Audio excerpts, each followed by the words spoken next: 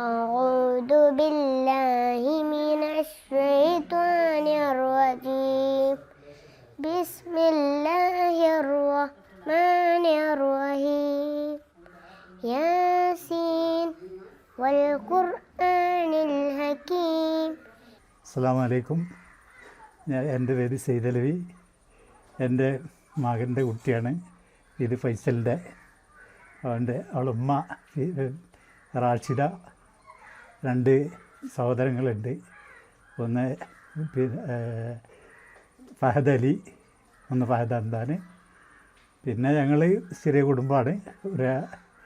അവർ 5 ആൾ, ഞാൻ, എൻ്റെ ഭാര്യ, അങ്ങനെ ചെറിയൊരു കുടുംബമാണ്. പിന്നെ ഇവള് നല്ല ടാലൻറ്റഡാണ്, നല്ല പഠിക്കലൊക്കെ ഉണ്ട്, ഖുർആനൊക്കെ ഓതും.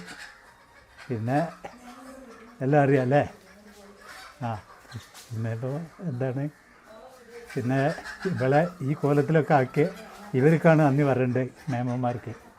കാരണം അവളിപ്പോൾ ഈ പ്രായത്തിൽ ഖുർആനൊക്കെ നല്ല ഓതും.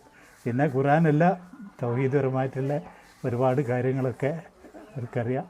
കാരണം ഈ പ്രായത്തിൽ അത്തരം കാര്യങ്ങൾ പഠിപ്പിച്ചെടുക്കുന്ന പിന്നെ ടീച്ചർമാർക്കും അവർക്കാണ് അതിൻ്റെ ഇത്. നമുക്കറിയാലോ നമ്മളെ വീട്ടിലുള്ള ബുദ്ധിമുട്ടുകളെ.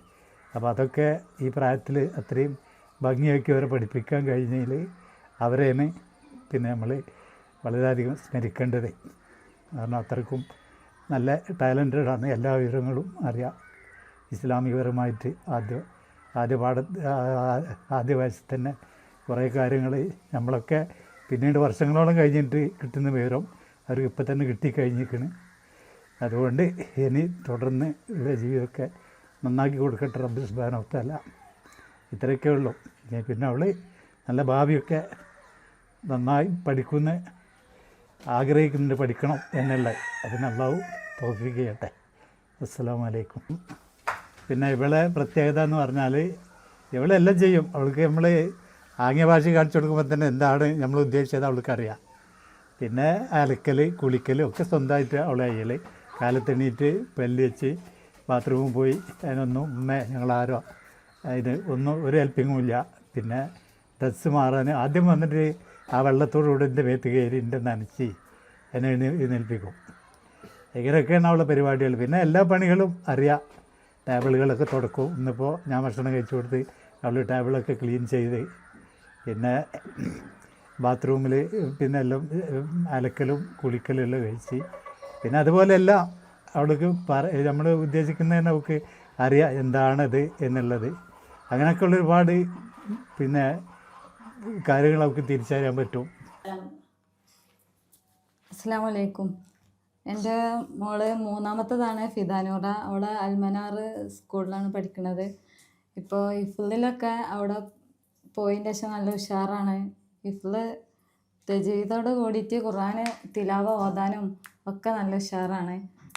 പിന്നെ ഞാൻ ആദ്യം തന്നെ വിചാരിച്ചിരുന്നു ഇത്ര വയസ്സിൽ തന്നെ അവിടെ ആവുമ്പോൾ എങ്ങനെയാണ് ഈ ഖുർആനൊക്കെ ഇവള് ഓതുക, അതൊക്കെ എങ്ങനെ 3ാം വയസ്സിൽ ചേർത്തുമ്പോൾ എനിക്കൊരു പിന്നെ ഒരു പേടി ഉണ്ടായിരുന്നു, എങ്ങനെയാണ് ഇതിപ്പോൾ അവൾ പഠിച്ചെടുക്കുക എന്നുള്ളത്. പക്ഷെ അത് വളരെ സിമ്പിളായിട്ട് തന്നെ ഖുർആൻ നല്ല താല്പര്യത്തോടു കൂടി എല്ലാതും നല്ല ഇതിൽ തന്നെയാണ് ഓതി പഠിച്ചെടുത്തിക്കണത്.